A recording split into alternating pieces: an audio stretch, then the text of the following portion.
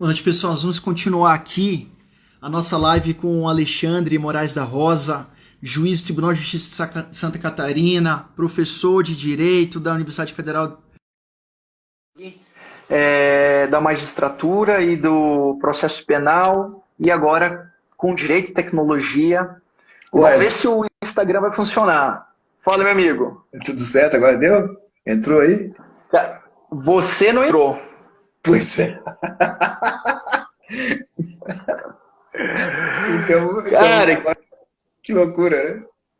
Que loucura, bicho. Impressionante. Só entra um por vez aí. Então vamos continuar.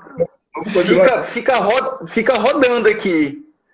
Vocês estão vendo Alexandre? Não, a gente não vê, cara. Agora tá ao contrário, o Alexandre que não tá aparecendo. Pois é, o algoritmo agora deu justiça ao algoritmo, cara. Então, se fala muito de viés algoritmo, né? Algorítmico. Isso. Conta um pouco aí, quais são no seu sentir, os desafios da utilização da inteligência artificial? E, em especial, o que é esse tal de viés algorítmico?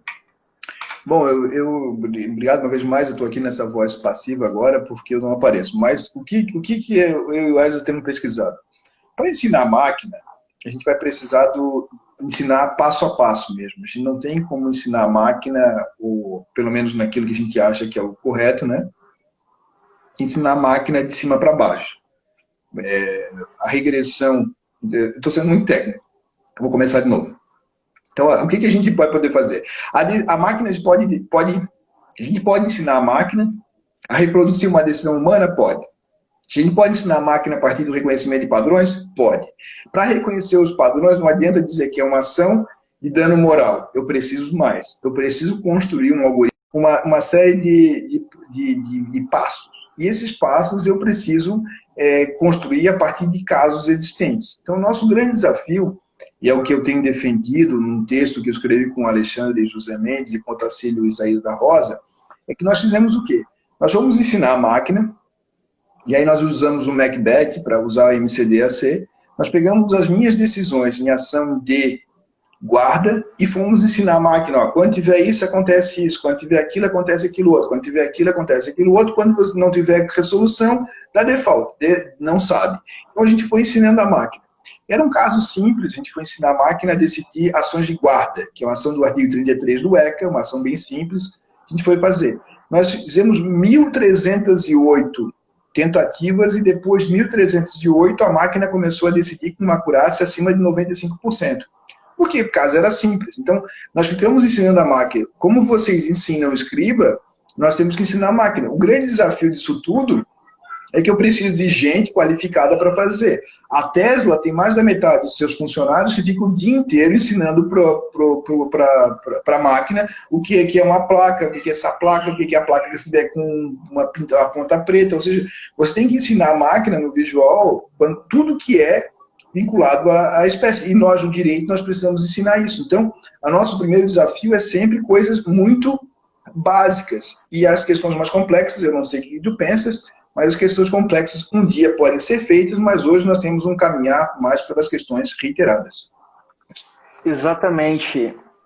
E aí você acabou de dar um exemplo do que é chamado de aprendizado de máquina supervisionado, né? Que é utilizando pessoas para ensinar a máquina a reconhecer sinais, a reconhecer determinada palavra. A gente utiliza também no Escriba o que é chamado de aprendizado de máquina supervisionada na medida em que a gente vai criando a nuvem de palavras na medida do uso, mas ensinando, corrigindo aquela palavra que foi mal captada, foi mal transcrita, né? Mas aí nós temos também algumas situações em que esse aprendizado de máquina é não supervisionado, né? E aí é o que a gente chama de black box, né? Que a gente não sabe nem como que se dá o raciocínio feito pela inteligência artificial. E exatamente nesse black box, nessa caixa preta, é que traz alguns riscos de nós não compreendermos quais foram os caminhos racionais que a máquina utilizou para chegar naquela conclusão. E aí a gente começa, dentro dos desafios para o domínio dessa técnica, dessa tecnologia dentro do Poder Judiciário, em especial ao apoio à decisão, é saber de que ponto aquele algoritmo está correto, se aquelas conclusões elas efetivamente decorrem dos fatos que ele analisou e como que isso é feito.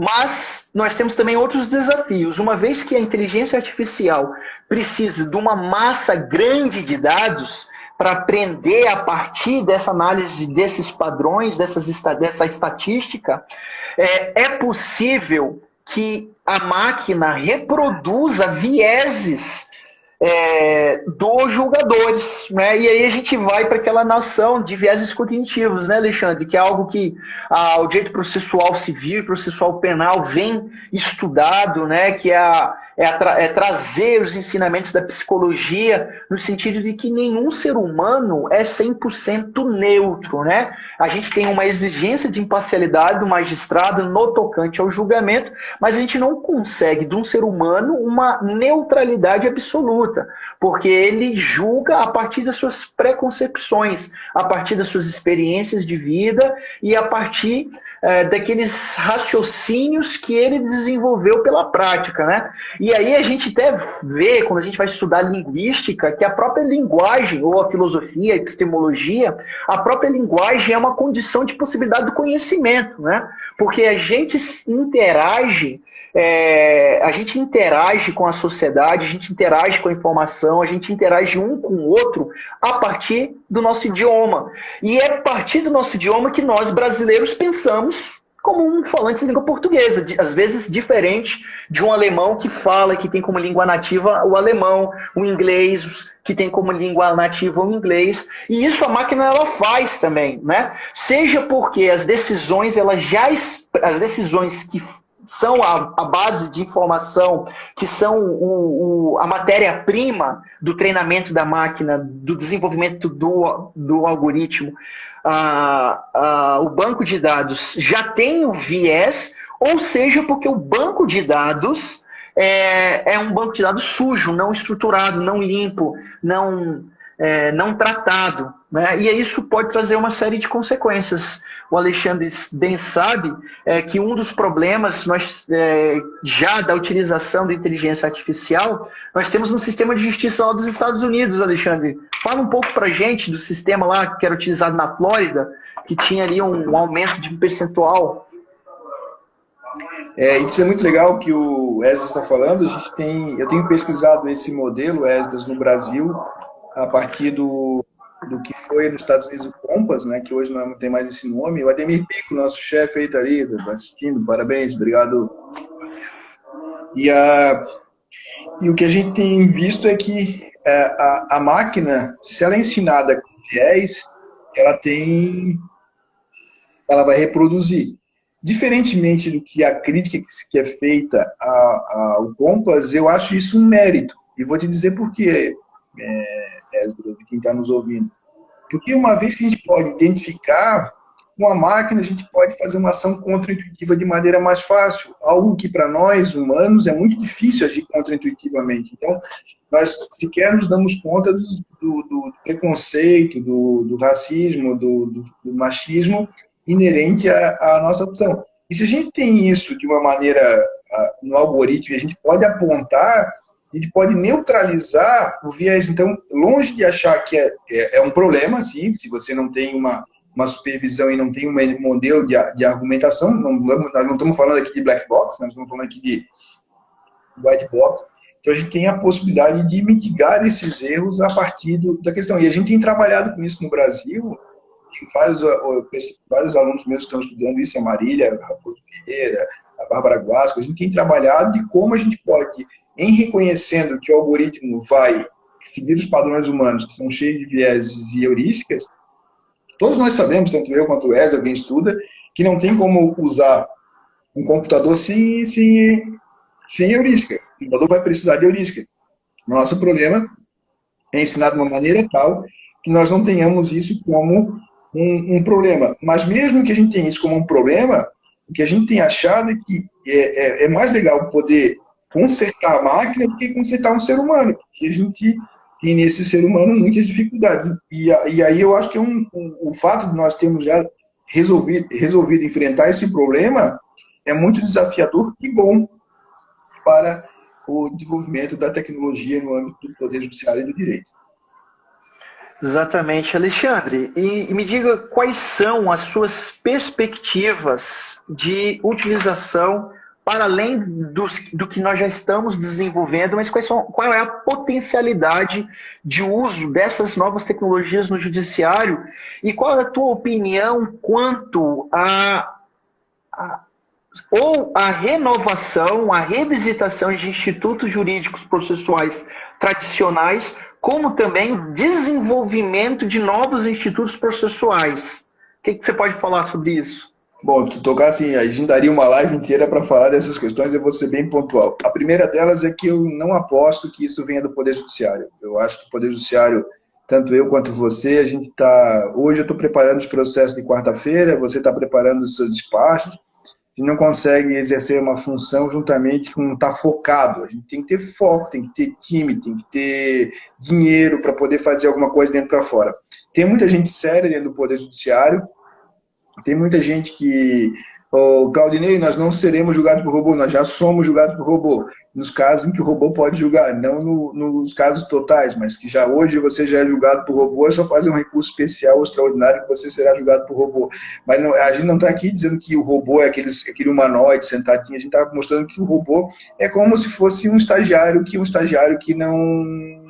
que aprende a fazer as coisas dessa maneira. Enfim, e o que a gente tem aqui, a Andressa Tomazini está aí, nossa colega, gente boa, está em São Paulo trabalhando, estuda Direito Digital, e o que a gente está fazendo o que eu acredito muito, é que nesse modelo que o Tribunal de Roraima fez, que é fazer parcerias público-privadas com as universidades, no caso da UNB, e desenvolver, desamarrado, por assim, de toda a burocracia que é um poder judiciário.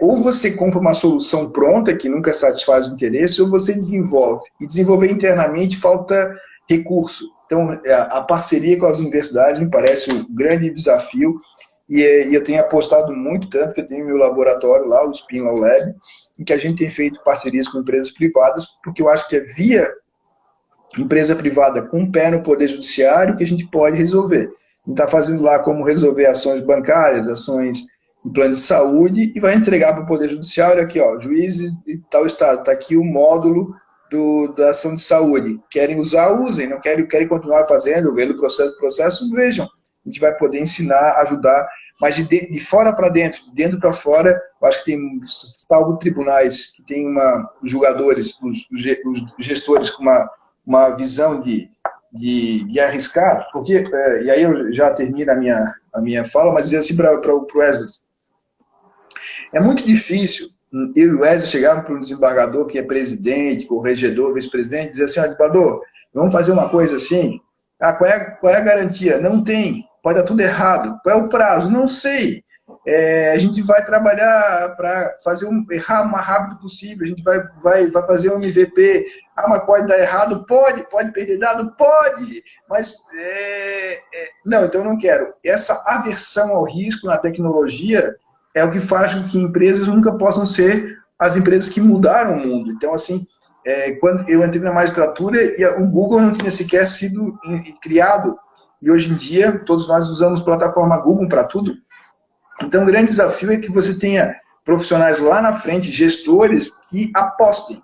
A ministra Carmen Lúcia, quando fez o Victor, ela foi muito corajosa, porque ela aceitou um projeto da UNB que não tinha sequer antecedente, ou seja, pode dar tudo errado, dinheiro público investido, e deu certo. Por quê? Porque ela foi corajosa. Quem tem administrador e gestor que joga na defesa, que é retranqueiro, nunca vai ter. Nunca vai ter. Então a gente tem gente que gere o Poder Judiciário que não domina um ovo de tecnologia, não sabe nada de tecnologia, e aí o que você faz? Você tem uma massa de advogados e promotores que também vão na mesma lógica. A gente é paquidérmico no Poder Judiciário. Por quê? Porque os gestores não têm visão tecnológica em geral, não estou falando de todos, mas não tem visão geral, e mais, não pode ter uma visão para 2 anos. Você tem que ter uma visão a curto, médio e longo prazo, com times capacitados, influenciados. Porra, velho, hoje em dia a gente fala, vamos usar o Scrum para poder fazer audiência. No meu gabinete eu uso, então funciona. Mas o que você faz? As velhas práticas impedem que a gente possa dar um giro tecnológico. Exatamente, Alexandre. Obrigado por essas últimas manifestações. Para encerrar também, daqui do meu lado, eu acho que esse é um caminho sem volta e eu vejo com um pouco mais de otimismo dentro do Poder Judiciário, embora acredite sim das dificuldades e dessa visão que você bem mencionou, mas eu acho que nós estamos num momento de disrupção mesmo, cultural inclusive. Isso, como você bem pontuou, capitaneados pelo Supremo Tribunal Federal, ou seja, nossa corte da cúpula do judiciário, deu o primeiro passo, correu atrás do Vitor, o Vitor já está funcionando, né? Abrindo o caminho para que outros tribunais caminhem nisso. O Conselho Nacional de Justiça está bem antenado. Nós temos já aí o Laboratório de Inovação Tecnológica e o Laboratório de Inteligência Artificial. Nós temos o CNJ coordenando as atividades, os investimentos em inteligência artificial dos poderes, dos tribunais. Eu tenho uma impressão que nós vamos, nos próximos 5 anos, ter um salto de inovação e de qualidade, é minha impressão, mas talvez seja mais minha torcida, do que aconteceu nos últimos 10, 15 anos com todas essas tecnologias que estão sendo assimiladas, né? Então, eu acredito que os novos gestores dos próximos presidentes, todos eles vão querer trabalhar. Nós já estamos com a inteligência artificial, nós já estamos trabalhando dentro de uma mesma plataforma, que é PJE, né? Vai ser a plataforma de incorporação de todos esses motores de inteligência artificial, de modo que o que for desenvolvido lá em Roraima vai ser utilizado em Santa Catarina, o que for desenvolvido no Rio Grande do Sul vai ser utilizado em Pernambuco, criando esse ecossistema de colaboração. Acho que o emprego, a assimilação cada vez maior dessas novas ferramentas, elas estão interferindo na cabeça do profissional do direito, do jurista, do advogado, do promotor, do defensor, do juiz, de modo que nós estamos abrindo a nossa caixinha de ferramentas e vendo que, para além do direito processual, para além do direito material, nós temos uma gama grande de saberes que devem ser utilizados, como você bem mencionou a ferramenta Scrum, né? Hoje um juiz precisa conhecer essas ferramentas para poder utilizar e ganhar a performance no seu trabalho. Então, apesar de todas as dificuldades, eu acredito que o judiciário brasileiro está bem situado em termos de tecnologia, até porque nós temos tudo que é necessário para treinar bem as máquinas, que é uma quantidade imensa de dados, né? Nós temos aí um dos maiores poderes judiciários do mundo, com a maior quantidade de processos. Então é isso. Por fim, eu deixaria 2 comentários. Primeiro, a tecnologia no direito é um caminho sem volta. Queira o jurista, o profissional do direito, gostar ou não. Segunda coisa é que, justamente por isso, todos nós devemos continuar nosso life learning, né? Continuar o aprendizado, buscar conhecimento sobre essa área para entender e perder algumas preconcepções, na medida que essas ferramentas não vão tirar as oportunidades dos juristas, vão criar as oportunidades.